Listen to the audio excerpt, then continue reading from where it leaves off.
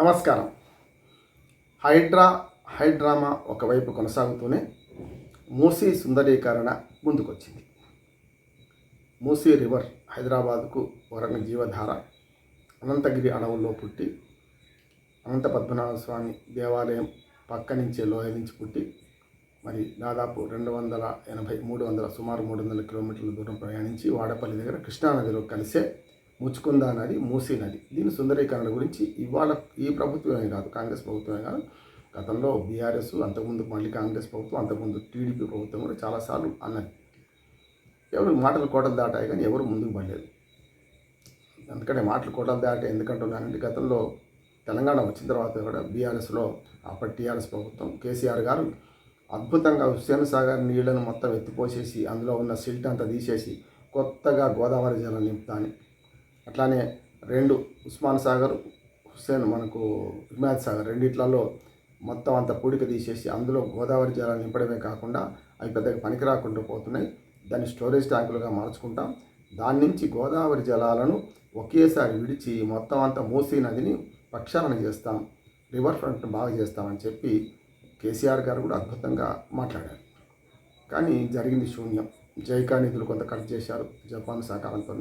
అవి అయిన తర్వాత కూడా ఇప్పటి వరకు మూసీ మురికి కాలువగా అట్లాగే ఉన్నది.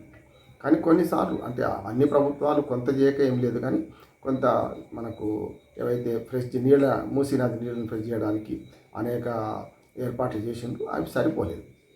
ప్రధానంగా మూసీలో కలిసే ఇతరత్ర మానవ వ్యర్థాలు అవి వేరే పైప్ లైన్ల ద్వారా దూరంగా తరలిస్తే తప్ప నది పక్క నుంచి అప్పుడు సాధ్యం కాదు. అట్లాగే ఈస్ట్ వెస్ట్ కారిడార్ అంటాం. నార్సింగ్ నుంచి మనకు ఔటర్ రింగ్ రోడ్, తూర్పున ఉన్న ఔటర్ రింగ్ రోడ్ వరకు దాదాపు 60 కిలోమీటర్ల దూరం. దీన్ని మూసీ సుందరీకరణలో భాగంగా మనకు ఒక రోడ్డు అటుపక్క ఇటుపక్క రోడ్లు ఏర్పాటు చేయడం, ఫుట్పాత్లు ఏర్పాటు చేయడం, రవాణా సౌకర్యం పెంచడం, మూసీ నది ప్రధానంగా మూసీ నది మధ్య నుంచి లేకుంటే ఒక పక్క నుంచి మొత్తం మెట్రో రైలు లాంటి ఏర్పాటు చేయడం, లేకుంటే ప్రజా రవాణాకు అవసరమైన రోడ్లు వేయడం, ఇవన్నీ కూడా ఒక దానిలో ఉన్నది. ఇందులో భాగంగానే గత 3-4 రోజులుగా మూసీ రివర్ ఫ్రంట్లో ఉన్న ఇటుపక్క బఫర్ జోన్ కానీ లేకుంటే నది మధ్యలో ఉన్న నదికి పక్కన ఉన్న నిర్మాణాలను కూల్చివేయడానికి అవసరమైన ఏర్పాట్లు చేస్తున్నారు. ఇది చాలా పెద్ద ఎత్తున ఓ రకంగా ఆందోళన దారితీసింది. అందులో ముఖ్యంగా 16,000 నిర్మాణాలు అంటున్నారు ఇప్పటి వరకు. ఆ 16,000 నిర్మాణాలను తొలగించాలంటే ఇది తక్కువ కష్టం ఏం కాదు, ప్రభుత్వం ఒప్పించాల్సి ఉంటుంది. కానీ గత 3 రోజులుగా ఏడుపులు, పెడబొబ్బలు, పోయేవాళ్ళు, ఉండేవాళ్ళు, అట్లాగే బఫర్ జోన్లు ఉన్నదని తెలవకుండా కొన్నవాళ్ళు వీళ్ళందరూ ఉన్నారు కదా, వీళ్ళందరూ కూడా చాలా గగ్గోలు పెడుతున్నారు, ఏడుస్తున్నారు. నిజంగా ఎవరి ఆస్తి అయినా కాళ్ళ కింద భూమి కదిలిపోతుంటే కష్టంగా ఉంటుంది, కాదని కాదు. దీన్ని ప్రభుత్వము ఈ మార్కింగ్ చేసే క్రమంలో కొంత కఠినంగా వ్యవహరించింది అనే ఒక అపవాదం ఉన్నది. దీనికి తగ్గట్టుగానే బీఆర్ఎస్ ఆఫీసులో నిన్న హరీష్ రావు గారు, అట్లాగే సబితా ఇంద్రారెడ్డి గారు, మంత్రులు, మాజీ మంత్రులు, legal cell, BRS legal cell అంతా కలిసి బాధితులకు గోడ వినిపించడానికి ఆఫీసుకు పోతే నిజంగా మనకు కూడా కళ్ళకి నీళ్ళు వస్తాయి. ఎవరైనా రాతి గుండె కరగకపోవచ్చు, కానీ ఎవరికైనా కళ్ళకి నీళ్ళు వస్తాయి.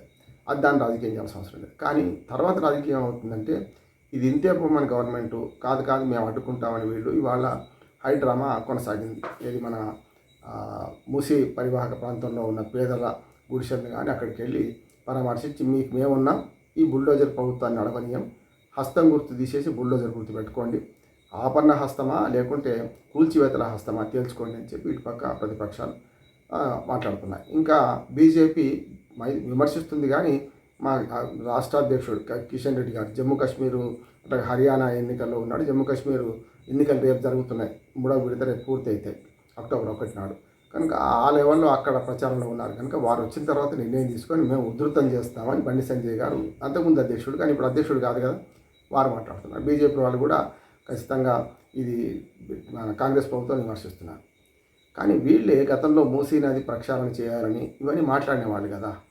అందుకని ఇరుపక్కల మనం ఆలోచన చేస్తే ఆలోచన మంచిది, లక్ష్యం మంచిది, దాన్ని ఆచరించే తీరులో కొంచెం రూడ్గా పోయిండ్రు, కొంచెం రఫ్గా పోయిండ్రు అనే అపవాదను ఇప్పుడు ఈ ప్రభుత్వం ఎదుర్కొంటుంది. దాన్ని సవరించడానికే మొన్న కొన్ని ప్రయత్నాలు జరిగినాయి. ఉదాహరణకు ఇటు దానకిషోర్, దానికి మన రివర్ ఫ్రంట్ దానికి ఉన్న చైర్మన్, అట్లానే ఇటు పక్కన మనకు ఐఏఎస్ ఆఫీసరు, ఇటు పక్కనేమో మనకు రంగనాథ్ ఐపీఎస్ ఆఫీసర్, ఆయన హైడ్రా అధికారి, ఇద్దరు కూడా ప్రజలను కన్విన్స్ చేసే ప్రయత్నం చేసిండ్రు. హైడ్రా ఇప్పటి వరకు ఒక్క ఇల్లీగల్ కన్స్ట్రక్షన్ కూల్చలేదు, అన్నీ ఇల్లీగల్ కనుక కూల్చినామని ఆయన చెప్తున్నారు. ఇప్పటికే హైకోర్టు రేపు విచారణ గురించి హైకోర్టు పిలిచింది కూడా. రంగనాథ్ను స్వయంగా హాజరవుతారా లేకుంటే వర్చువల్గా వస్తారా అని, ఏది స్టే ఉన్న నిర్మాణాన్ని కూల్చిన దానికి. మిగతా విషయాలలో సుప్రీంకోర్టు నుంచి ఇప్పటివరకు ఇక్కడికి కూడా ఎక్కడ ఈ అక్రమ నిర్మాణాలను అంటే రివర్ ఫ్రంట్లో కానీ లేకపోతే నాలాలు కానీ లేకపోతే చెరువులు కానీ కబ్జా చేయడానికి ఏ కోర్టు అనుమతించదు. కానీ బీఆర్ఎస్ నాయకులు ఏం చెప్తున్నారంటే రేపే వెళ్ళి స్టేలు తీసుకొస్తాం, మిమ్మల్ని తొలగించకుండా చేద్దామని. ఇటుపక్క ప్రభుత్వం కూడా ఒక మంచి పని ఏం చేస్తుందంటే వీళ్ళందరికీ కూడా పునరావాసం కల్పిస్తాం, డబుల్ బెడ్రూమ్లు ఇస్తామంటున్నారు. అసలే ఇల్లు లేని వాడికి అక్కడ ఏదో గుడిసేసిన ఉన్నవాడికి ఏమో డబుల్ బెడ్రూమ్ ఇస్తే కొంచెం మంచిది, సంతోషంగా వెళ్తారు. కానీ 40 లక్షలు 50 లక్షలు కోటి రూపాయల దాకా పెట్టి అపార్ట్మెంట్లు కొన్న వాళ్ళు ఎట్లా వెళ్తారు? వాళ్ళకి డబుల్ బెడ్రూమ్ ప్రత్యామ్నాయం ఎట్లా అవుతుంది అనేది ఒక వివాదం కూడా ఉన్నది. ఏదేమైనా సరే ఈ నిన్న కొంత ఏదైతే ప్రజలకు అనునయించే కార్యక్రమాన్ని మాత్రం ఈ ప్రభుత్వంలో అధికారులు చేశారు. ముఖ్యంగా ముఖ్యమంత్రి కూడా కొంత మానవీయ దృక్పథాన్ని ప్రదర్శిస్తూ పబ్లిక్ చెప్పాల్సిన అవసరం ఉన్నది నేను అనుకుంటున్నాను. ఎందుకంటే అపోహలు ఇవైతే ఎట్లుంటాయంటే పెద్దవాళ్ళకి న్యాయం వర్తించదా, ఈ నీతి వర్తించదా, పేదవాళ్ళకే వర్తిస్తుంది అనే ప్రశ్నలు కూడా వస్తున్నాయి. కనుక కొన్ని విద్యా సంస్థలు కూల్చకపోవడం, కొన్ని ఆసుపత్రుల పేరు మీద దందా నడిపిస్తున్న బిల్డింగ్లు కూల్చకపోవడం, పెద్దవాళ్ళ తెరువు పోకపోవడం, ఇవన్నీ కూడా అంటున్నారు. ఇక మూసీ రివర్ ఫ్రంట్ దానికి వస్తే ఖచ్చితంగా అది చేయాల్సిందే. ఏ ప్రభుత్వంలో ఎవరైనా దాన్ని అంగీకరిస్తారు. కానీ మూసీ రివర్ను ప్రక్షాళన చేయాలంటే 1,50,000 కోట్ల రూపాయలు ఎక్కడి నుంచి వస్తాయి అనే ప్రశ్న కూడా ఉన్నది. దీనికి కూడా ప్రభుత్వం సమాధానం చెప్పాలి. కేంద్ర ప్రభుత్వం కానీ ప్రతిపక్షంలో బీఆర్ఎస్ కానీ గతంలో తాము అన్న మాటలు మర్చిపోయి ఇవాళ ప్రభుత్వంలో ఉన్న వాళ్ళని బదనాం చేద్దామంటే కూడా కరెక్ట్ కాదు. అఖిలపక్షం సమావేశం ఏర్పాటు చేయాలనేది మాత్రం నిజమే, మంచిదే. బీఆర్ఎస్ ఆలోచన అఖిలపక్షం ఏర్పాటు చేసి దీనికి ఏం చేస్తే బాగుంటుందని సలహా సూచన తీసుకోవాలి. పేదలు నష్టపోకుండా వాళ్ళకి అవసరమైన ఏర్పాట్లు చేయాలి. అట్లాగే పెద్దవాళ్ళకు కూడా ఇంత అధికారులు చెప్పారు కదా, అవసరమైతే డబ్బులు పరిహారం ఇస్తాం అక్కడ, అంటే డబ్బులు రెండింతలు, అంటే మనకు 100 రూపాయలు అంటే 200 రూపాయలు మీకు ఇస్తాం, కాకపోతే ఖాళీ చేయాల్సిందే దీన్ని అనే మాట కూడా అంటున్నారు. కనుక ఇవన్నీ చూస్తే మూసీ ప్రక్షాళన పాపులెవరు పావులెవరు? పాపులందరూ గతంలో ఉన్న ప్రభుత్వాలు, గతంలో అధికారులు, ఇప్పుడున్న అధికారులు కూడా, ఇప్పుడున్న పార్టీలు కూడా. పావులు ఎవరు అంటే నిజంగా ప్రజలే పావులు అవుతున్నారు, ప్రజలే బలిపశువులు అవుతున్నారు. కనుక ప్రజల క్షేమము, అటు పక్కన మనకు మూసీ రివర్ ఫ్రంట్ ప్రక్షాళన, ఈ రెండింటిని కూడా సమన్వయం చేస్తూ సహేతుకమైన శాస్త్రీయమైన పరిష్కార మార్గాలు కనుక్కోవడానికి స్వచ్ఛంద సంస్థలు, మేధావులు, రాజకీయ పార్టీలు అందరూ కూడా కూర్చొని ఒక ఆలోచన వస్తే తప్పనిసరి పరిష్కారం ఉంటుంది. మనసుంటే మార్గం ఉంటుంది, మనసు చేసుకుంటే మార్గం తప్పనిసరి లభిస్తుందని విజ్ఞప్తి చేస్తూ, మరి మూసీ రివర్ ఫ్రంట్ విజయవంతం కావాలని, దానికి అవసరమైన సలహాలు సూచనలు పౌర సమాజంతో తీసుకోవాలని కోరుతున్నాను.